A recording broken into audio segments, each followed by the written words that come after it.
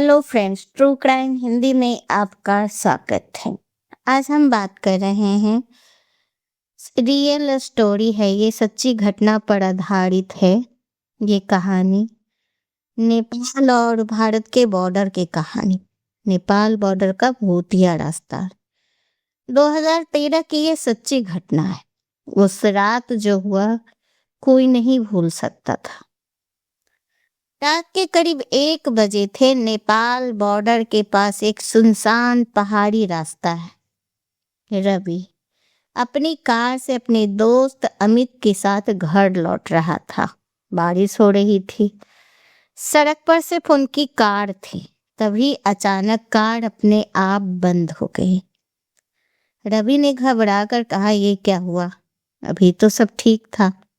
अचानक हेडलाइट के सामने एक औरत दिखी, सफेद साड़ी में। ये रास्ता वीरगंज नेपाल और भारत बॉर्डर के बीच का था। लोकल लोग इसे मौत का मोड़ कहते, कारण कई एक्सीडेंट, रात में अजीब आकृतियां, लोग का अचानक गायब होना।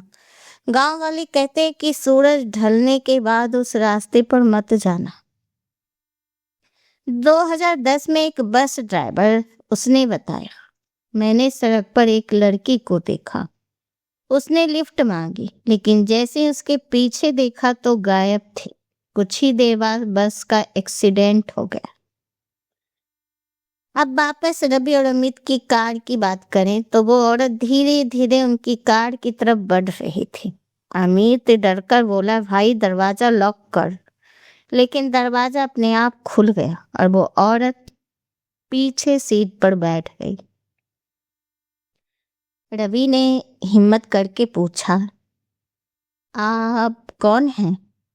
कोई जवाब नहीं। अमित ने धीरे से पीछे देखा और उसकी चीख निकल गई। उसकी आंखें पूरी काली थी और चेहरा इंसान जैसा नहीं था।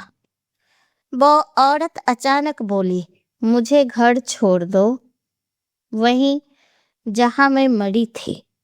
तभी कार अपने आप चलने लगी। जीपीएस बंद हो गया, मोबाइल बंद हो गया, जैसे कोई अदृश्य ताकत उन्हें कंट्रोल कर रही थी। कार एक पुराने खंडहर के सामने रुकी। वो औरत उतर गई और बोली, अब तुम भी यहीं रहोगे? अचानक चारों तरफ अंधेरा और कई साए उन्हें घेर लेते। तब अमित के दिमाग में एक बात आई। हनुमान चालीसा पढ़ना शुरू कर दिया। जय हनुमान ज्ञान गुण सागर, जय कपीस तिह लोक उजागर। और जैसे ही वो पढ़ने लगा, सारे साए पीछे हटने। वो औरत जोर जोर से चिल्लाने लगी और अचानक गायब हो गई।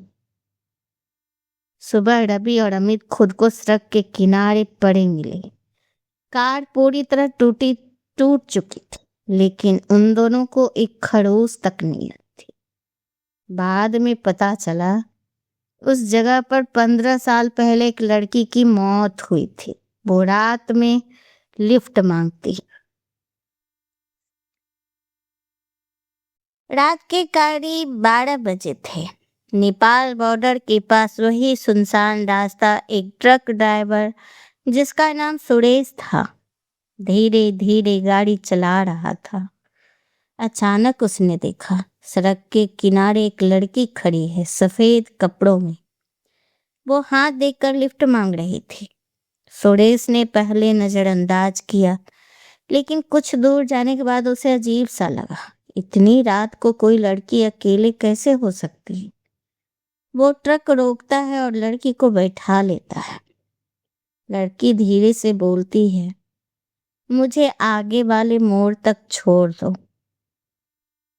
ट्रक फिर चलने लगता है, लेकिन सुरेश को कुछ अजीब महसूस होता है। ट्रक के अंदर अचानक ठंड बढ़ जाती है। शीशे धुंधले हो जाते। सुरेश पीछे देखता है, लड़की चुपचाप बैठी, सिर झुकाए। सुरेश हिम्मत करके पूछता है, तुम इतनी रात में यहाँ क्या कर रही हो? लड़की धीरे से अपना चेहरा उठाती है। उसकी आंखें पूरी काली थी और वो बोलती है, मैं 15 साल पहले यहीं मरी थी। लड़की बताती है उसका एक्सीडेंट इस मोड़ पर हुआ था। कोई उसे बचाने नहीं आया। वो तड़प तड़प कर मर गई। अब उसकी आत्मा हर रात लिफ्ट मांगती है। जो मुझे छोड़ देता है वो बच जाता है, लेकिन जो मुझे नजरअंदाज करता है वो कभी घर नहीं पहुंचता।